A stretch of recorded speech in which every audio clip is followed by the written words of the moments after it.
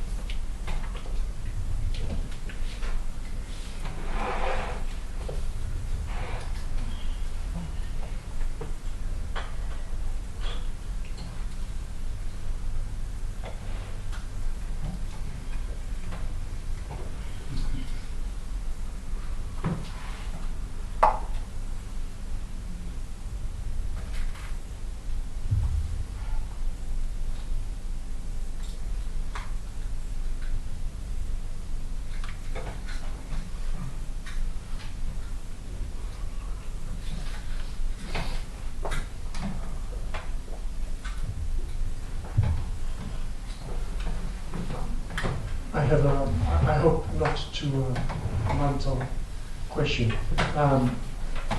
If the brain, you said that the brain construct the sense of me to protect the body. And what? Yeah. Yeah. And the brain is connected with the automatic nervous system. Yeah. And is the exposure of this message could be also a battle for the brain? A what? A battle? A battle? A battle? War? A war? Not well. No, more for the me than the brain. The brain isn't interested. The brain, you know, just is there. It's a computer. So in some or other, these words are coming out of nothing, but they're going through a computer, turning them into English.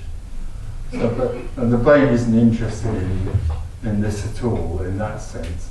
What is interested in, really fearsome of this, is the artificial me, which has its own emotional structure as well, of course. And you see, don't forget that the brain constructs an artificial me because it presumes that the world is separate and threatening.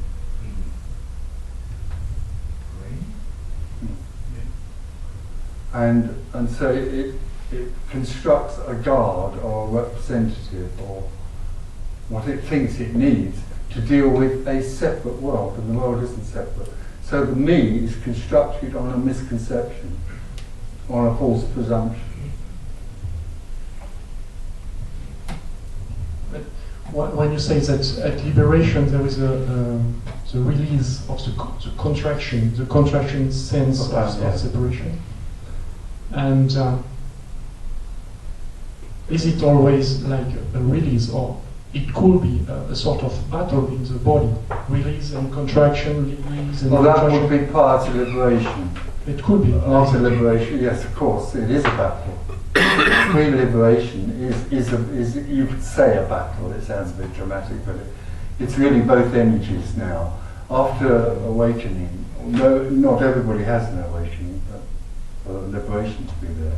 There aren't any rules. But in a sense, something is shifted, apparently, and now you have two forces in a way. You have me still surviving, but also you have, it's a dance between me and being. You could call it a battle, if you want to. And it produces some, I don't know, sensation in the body. Oh, there's no question at all that for a lot of people, there are physical sensations, signs, or, I mean, I know several people, I know somebody recently who's been to a doctor in England because her whole body became more and more rigid. The more she came to my meetings, the more came rigid. to the doctor yesterday. Yeah, I know. There's no question at all. But for some people, it can be very physical. They can feel it in the meetings, or they can feel it, you know, when this sort of dance, what I call, goes on. Other people, there's nothing at all physical, not anything. But it does vary tremendously, hugely. Because there is, you know, it's the whole physiological thing is going on too. It's a readjustment of the whole physiology. Because don't forget the physiology. Once the me is there, the me becomes a sort of monster in a way. It takes on its own identity and it fills itself with its own importance, and then it influences tremendously everything else. It's a contracted energy that goes through the whole physiology. So the body becomes more and more tense, and often disease or those sort of things come out of the tension of being an individual, pretending to be an individual. Not always, but that can often happen. You know, that tension creates disease, and so the sudden release of that, or you could say that awakening is a sort of enlightenment. But what happens in awakening is that light enters the apparent darkness of separation, and then there is no, that darkness becomes less darkness, but it's still a darkness. So there are all sorts of dramatic things happening, you know, that can affect the person energetically.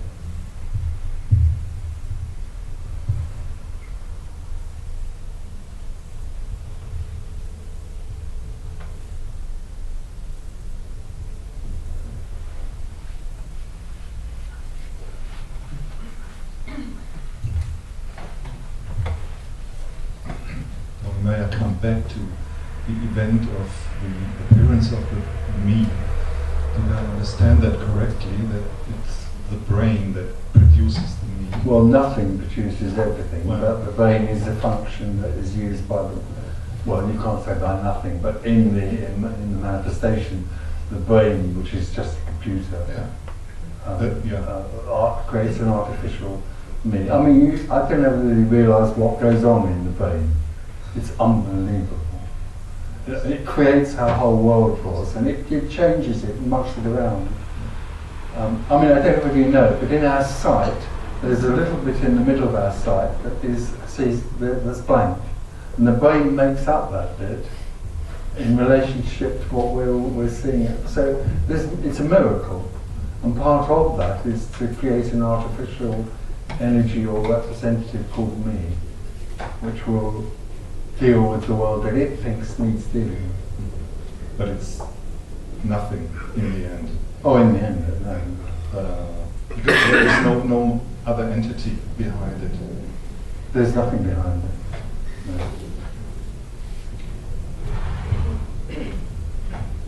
Tony, yesterday, unfortunately, you told us that there is no preparation possible for liberation. There's no meditation possible or something like that. You said that there are people who never did anything like that and were liberated anyway. Do you know about any statistics? Oh, no.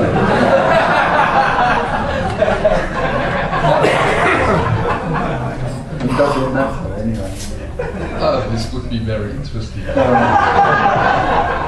Because possibly one could improve the probability. No, it's too late for you. You're a seeker anyway. You're in a completely hopeless situation.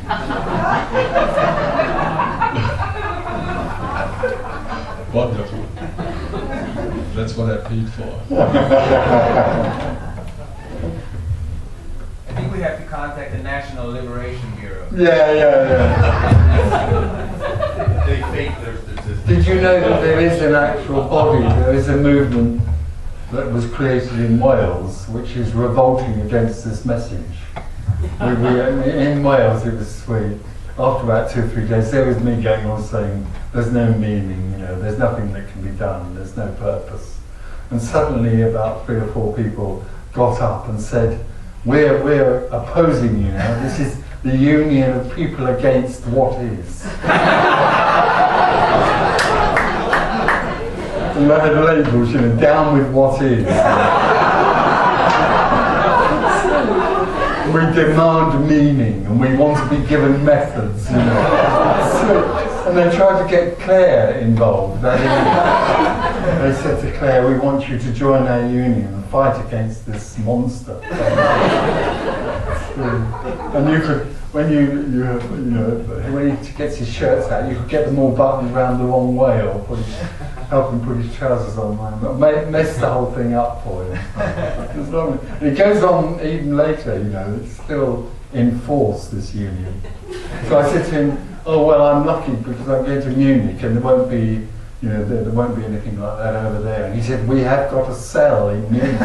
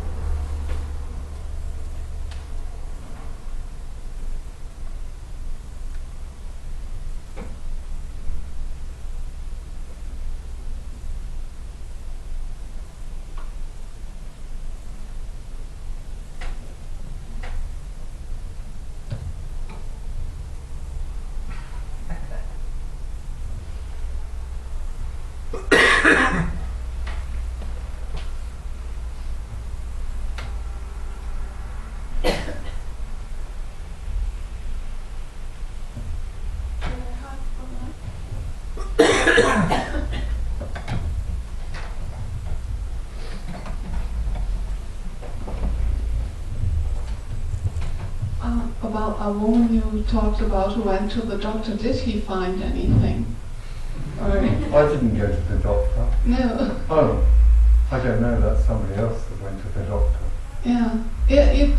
That woman became. Oh no, the woman, no, I know. She said, he just said to her, don't go see that man. No, there was nothing wrong with her. Oh no, there's nothing wrong with her. There's something, well, you don't know, so it doesn't matter. There's something, she was involved in something to do with energy before she met me. And somehow there's something that's holding this down. That's all. And it's creating a sort of sense of like a hardness in the back is completely tense. It's very interesting what goes on with the energy. Yeah, that's because I have strong physical reactions in these meetings. What sort of thing? Well, you don't have to say.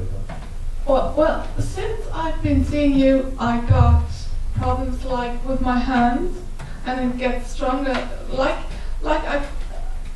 I wanted to grasp something or losing hold. I cannot really. Yeah, hard to hold, either grasping or letting go. Yeah, and what makes me kind of tired and things like that. Just like a physical reaction, yes. That's what happens quite a lot. Because it's energetic.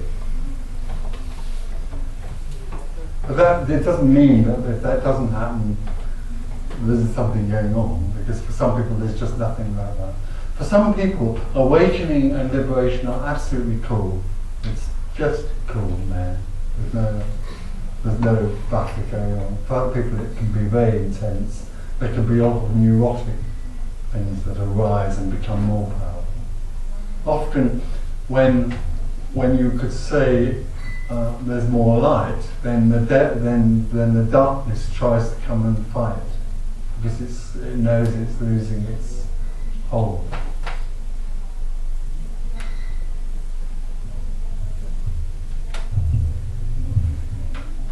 Can there be a kind of seesaw situation in which, because we're talking about apparent reality and reality, yes. that if we're talking about time, that the reality is there, but you go back to apparent reality and you go, there's a kind of seesaw effect between yes. the two, or is it a kind of clear? No, in awakening, before awakening, but certainly in awakening, there is a seesaw apparently going on. There is no time, there's nothing happening, but it seems as though there's a seesaw going on. There's a battle or dance between being and being.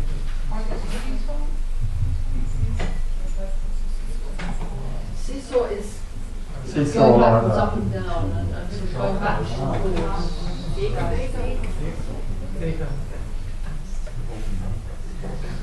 So that it's not a clear cut sort of what. Oh no, Yeah. not at all. It's very chaotic. Thank you.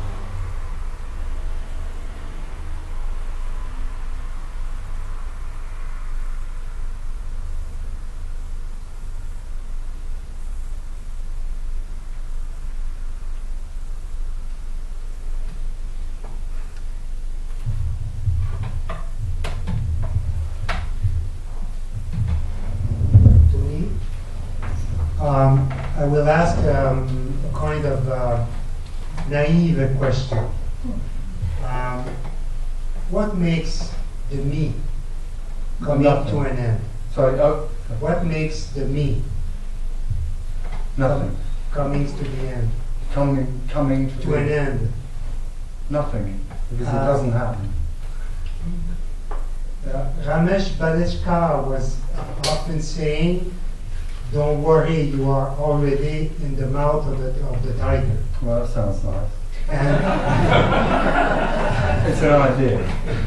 and he said often when seekers were kind of exhausted, they just had enough. It's finished. They were just want to get rid of this idea of searching. He was often saying, there is a chance that this is coming. Oh yes, of course that is so. All seeking is in, the seeker is already, directly separation arises, the seeker is trapped by its own hope for liberation in simple terms. So the seeker is the seeker is constantly in a trap. Nobody makes a trap, there just is that trap. Yeah, that's the feeling. Imprisoned. But the idea that you know the head is in the tiger is still, as far as I'm concerned, a story. It's still about, don't worry, you're almost there. Well, you're not almost there, because there isn't an almost there to be. There isn't a there to be in, and there isn't someone who's almost there. That's still a story. It's still about somebody who is almost ready to have their head bitten off. Yeah, but at the same time he was saying that you can do nothing about it. No. No.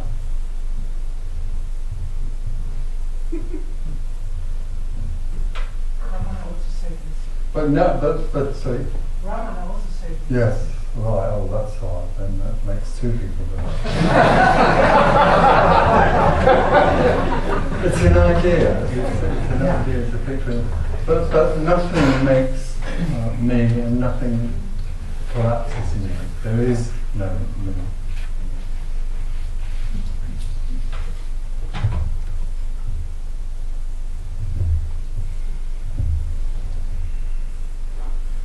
The idea that there is a me that then collapses actually is dualistic. But in describing that reality, we're really here sitting, we're talking about two realities. One is the natural reality, which can't be described, and the separate reality is being described in story terms, but there's a constant emphasis that actually nothing happens here. The constant emphasis and dynamic here is that there's nothing happening. All there is what is. And what is, seeking, being separate, is what is. It's not something that then can become something else. That's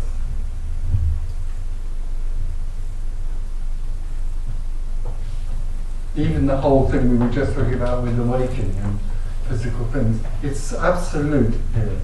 It's only that. It's not real.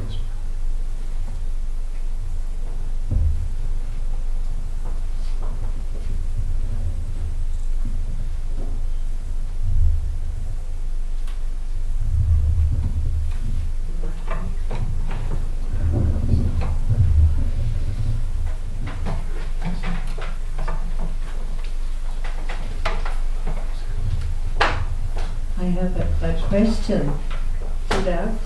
Is we are talking a lot about the me and what it is, and What it apparently is. have to get it away and to liberate, and that means now it's just in a story term. At the end, you mean there is not even a me. There was never a me.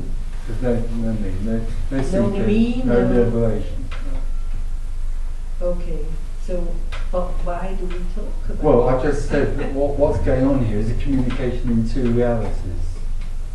But the reality that is apparently the separate reality is spoken of as though it is a story, but there is a continual emphasis, or here there's a continual emphasis on that being only an appearance, and all there is what is, which isn't the reality. It's not the story of awakening and becoming liberated is not presented here as a real story. It is with teaching. Teaching is about transformation. If you learn something and do it, you can become transformed. That's a journey, that's a story.